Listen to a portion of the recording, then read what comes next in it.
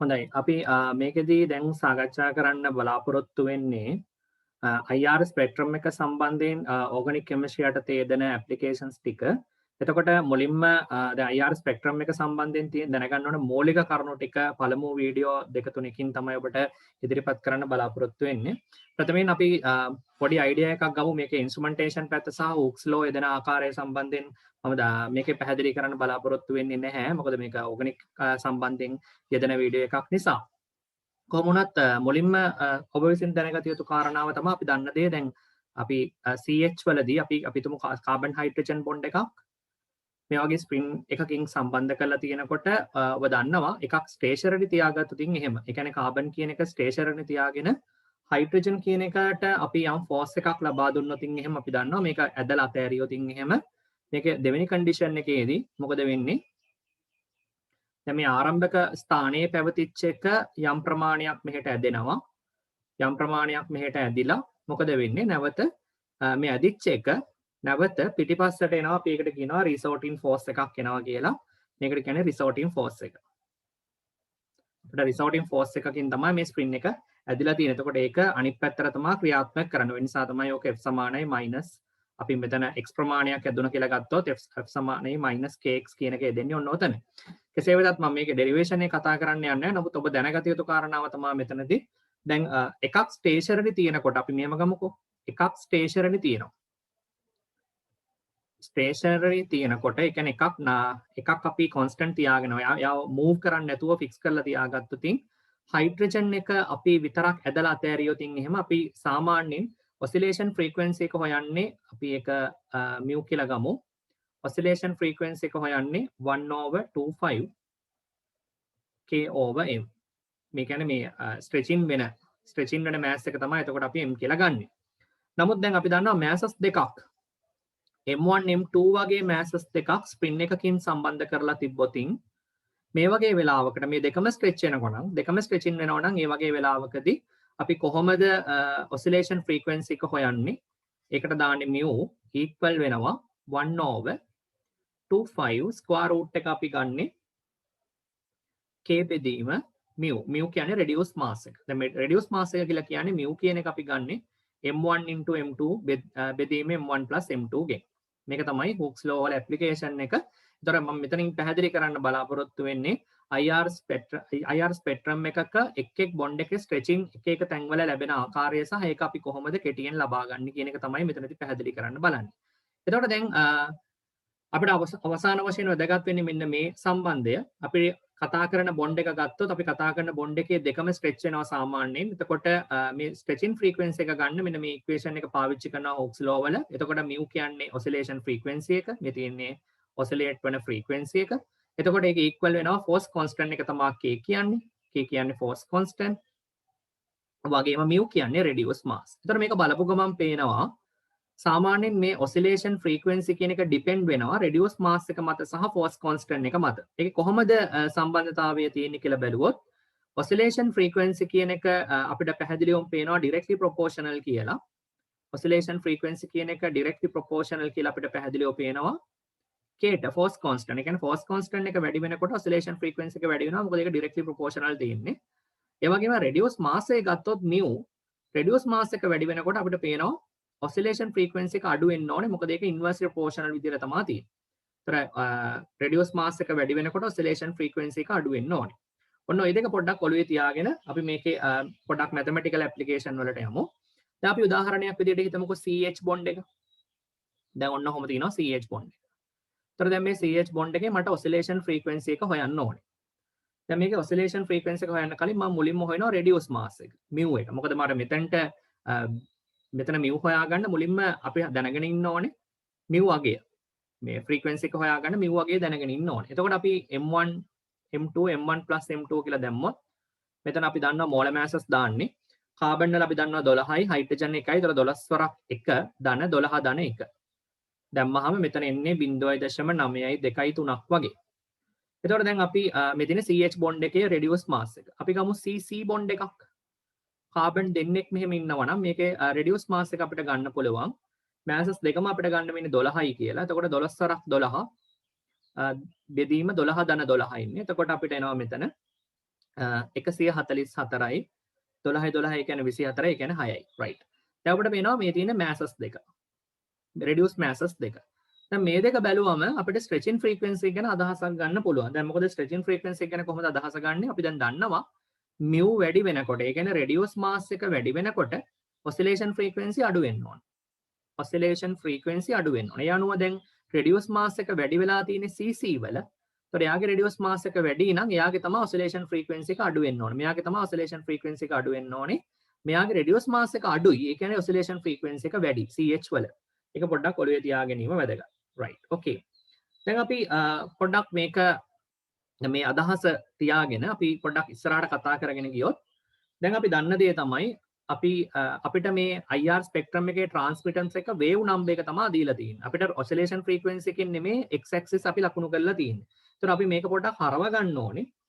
අපිට පුරුදු wave number වලට. ඒතර ෆ්‍රීකවෙන්සි එක සමාන වෙනවා 1/25 k/μ. ඒතර දැන් අපි දන්න දේ තමයි C සමානයි mu lambda. මේක තමයි අපි දන්න සමීකරණ. එතකොට අපිට පේනවා අපි වේව් නම්බර් එක කියන එක ගන්න වෙන්නේ වේව් නම්බර් එක ගන්න වෙන්නේ. එතකොට ෆ්‍රීකවෙන්සි සමාන වෙනවා C බෙදීම lambda. එතකොට mu කියන්නේ C වාරයක් 1 බෙදීම lambda. එතකොට දැන් lambda වල රෙසිප්‍රොකල් එක පරස්පරය ගත්තම තමයි ඒක වේව් නම්බර් වෙන්නේ. එතකොට මේක වේව් නම්බර්. එතකොට අපිට පේනවා ෆ්‍රීකවෙන්සි එක C equal වෙනවා mu කියන එක equal වෙනවා C වාරයක් wave number වලට. එතකොට wave number අපි subject කරොත් frequency over c තමයි අපිට wave number එක කියලා එන්නේ. එතකොට දැන් අපිට බලපු ගමන් පේනවා දෙපැත්තම c වලින් බෙදුවා නම් මේ දෙපැත්තම c වලින් බෙදුවා නම් අපිට මේක wave number වලට convert කරගන්න පුළුවන්. එතකොට දැන් මේක wave number එතකොට මේක 25c වෙන්න ඕනේ. k බෙදීම mu වෙන්න ඕනේ. දැන් මේක අපිට per centimeters වලින් තමයි එන්නේ. එතකොට දැන් අපිට ගානට මේ IR ස්පෙක්ට්‍රම් එකේ x axis වලට set වෙන විදියට අපිට මේක ගන්න පුළුවන්. මේක තමයි අපේ අරමුණ. හරි. දැන් එතකොට ඔන්න දැන් අපි කල්පනා කරලා බලමු masses දෙකක්. අපි පළවෙනියටම ගමු උදාහරණය CH. දැන් මේ CH කියන එක ගන්නකොට මම wave number එක තව පොඩ්ඩක් අපි සරල කරගන්න උත්සාහයක් දරමු. මේකේ නියත පද ගොඩාක් තියෙන නිසා ඒක අපි කරගන්න හිටියොත් මුලින් දැන් මේකේ mu කියන එක අපිට ඇත්තටම තියෙන්නේ AMU unit වලින්. කියන්නේ gram per moles වලින් අපිට එන්නේ. අපිට ඒක grams වලට හරව ගන්න ඕනේ. ඒතර මොකද මේක dynes වලින් තියෙන නිසා. dynes වලින් තියෙන නිසා මේක gram per mole තියෙන්නේ. මේක අපි මුලින්ම convert කරගන්න ඕනේ grams වලට. gram per mole grams වලට convert කරගන්න අපි මොකද කරන්නේ? Avogadro constant එකෙන් බෙදන්න ඕනේ. එතකොට දැන් අපි mu 1/25c k තියෙන්නේ අපි මේ mu වල value එක බෙදමු Avogadro constant එක 6.022 10 to the power 23 වලින් බෙදමු. බෙදුවාම මොකද මෙයා mol -1 වලින් තියෙන්නේ. එතකොට මෙයා ඉන්නේ gram per mole වලින්. එතකොට අපිට පේනවා moles per capita gram වලින් තමයි පිළිතුර එන්නේ. එතකොට මේකේ mu අගය 1/25c මේක උඩට ගියාම k වාරයක් 6.0222 වෙනවා. බෙදීම mu වල අගය. එතකොට මේකේ මෙන්න මේ Avogadro constant එක වර්ගමූලය අරගෙන එළියට ගත්තට පස්සේ අපිට ගන්න පුළුවන් මේකෙන් ඊට අමතරව මෙන්න මේකත් සුළු කරගත්තා නම් හරි. එතකොට ඒක එළියට ගත්තම එන්නේ square root එක 7.76 10 11 බෙදන්න 25c කිව්වම 25 c කියන්නේ 3 වැඩි කිරීම 10 සෙන්ටිමීටර් වලින් ගත්තොත් per second. එතකොට k බෙදීම mu right. එතකොට මෙන්න මේක සුළු කරාම අපිට wave number එකට සමීකරණයක් එනවා 4.12 k බෙදීම mu කියලා. දැන් මේ සියලුම නියත පද සුළු කරලා අරගෙන තියෙන්නේ. එතකොට මේක k එක dynes per centimeter වලින් එන්නේ. එතකොට අපිට wave number එක per centimeter වලින් ගන්න පුළුවන්.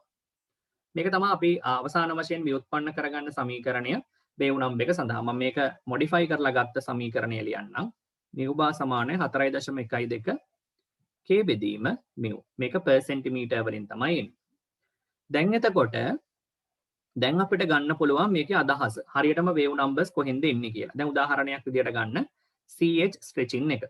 දැන් CH stretching එකේ mu වල අගය කීයද? mu වල අගය 12 වරක් එක 12යි. මෙතන 12යි 1යි 13යි. මේක අපි කලින් හෙව්වා 0.923යි. ඒක දැන් අපි ආදේශ කරලා wave number එක ගත්තොත් mu bar කියන එක 4.12 ෆෝස් කොන්ස්ටන්ට් එක සාමාන්‍යයෙන් CH බොන්ඩ් එකක් ගන්න 5 වැඩි කිරීම 10 5 බෙදන්න 0.92 දැන් අපි හරියට යුනිට් එක අරගෙන තියෙන්නේ. එතකොට මේකේ මෙව්බා එක එන්නේ 3032ක් per centimeter වලින්. එතකොට ඒකෙන් අදහස් වෙන්නේ CH වල ස්ට්‍රෙචින් එක. ඒ කියන්නේ CH ස්ට්‍රෙචින් එක අපිට හම්බ වෙන්නේ 3032. ඒ කියන්නේ 3000 පැනලා මෙන්න මේ හරිය වගේ ඒරියා එකක තමයි අපිට CH ස්ට්‍රෙචින් එක හම්බ වෙන්නේ. ඒක තමයි ඒකේ තියෙන අපිට ගන්න තියෙන අදහස.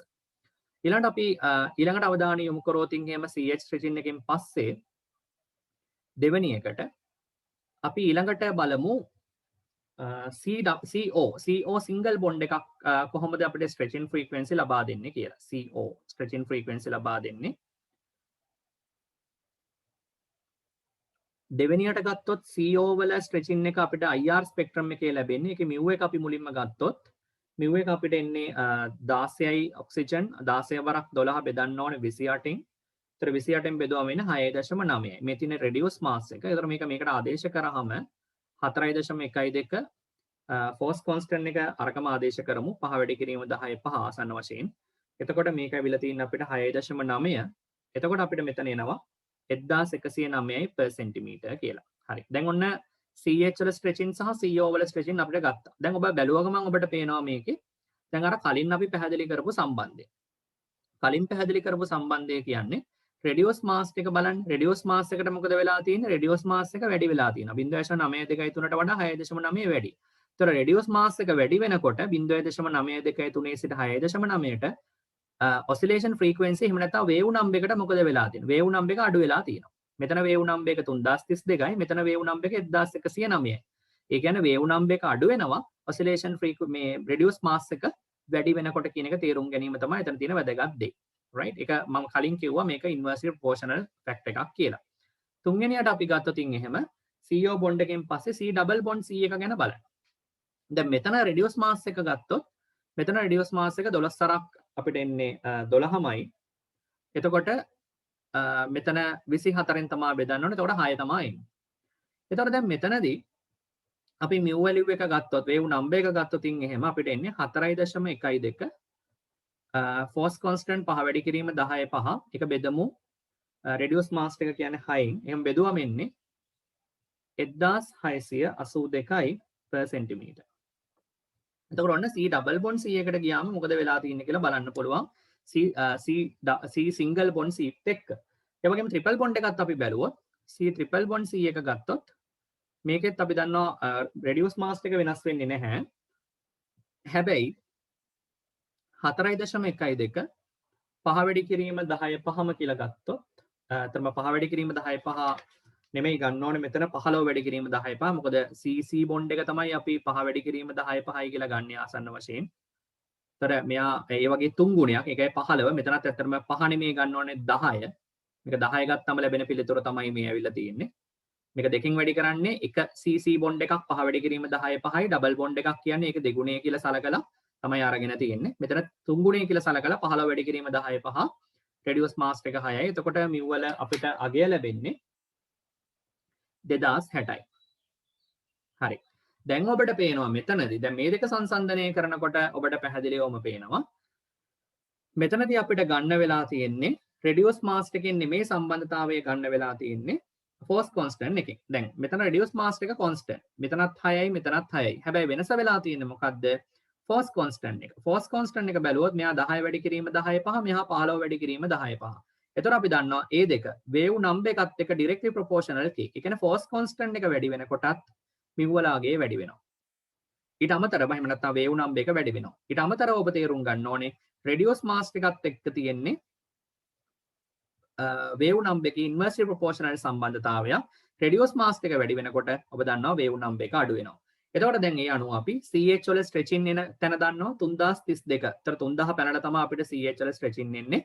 ඒ වගේම CO වල stretching එන්න ඕනේ 1109 වගේ අවස්ථාවක. අපි මතක තියාගන්න ඕනේ මේක stretching ලබා දෙන තැන. ඊට අමතරව C double bond C එකේ stretching අපිට ලැබෙන්නේ 1682 වගේ ස්ථානයක. C triple bond C කියන එකේ stretching ලැබෙන්නේ අපිට 2060 වගේ ස්ථානයක. ඒක ගණනය කරන්නේ මෙන්න මේ ක්‍රමවේදයට අනුව. ඒ අනුව දැන් අපිට පුළුවන් මේක අවසාන වශයෙන් යම් අදහසක් ලබා ගන්න. එතකොට දැන් මම මේක ගන්නම් මෙන්න මේ වගේ ස්කේල් එකක් ගන්නම්. දැනට මේ තියෙන ස්පෙක්ට්‍රම් එක අමතක කරන්න.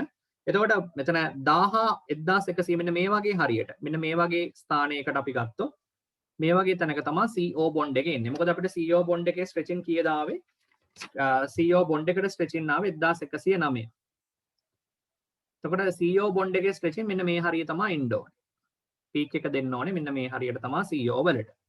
ඊට පස්සේ අපිට සලකලා බලන්න පුළුවන් CH වල ස්ට්‍රෙචින් 3000 පැනලා මෙන්න මේ වගේ 3000 වගේ පීක් එකක් තියෙන්නේ. අපිට CH වල ස්ට්‍රෙචින් ඇවිල්ලා තියෙන්නේ 3032. අපි ගණනය කරාම 3032. ඒ කියන්නේ CH ස්ට්‍රෙචින් සාමාන්‍යයෙන් ආසන්න වශයෙන් මේ 3000කට ආසන්න ප්‍රමාණය එනවා.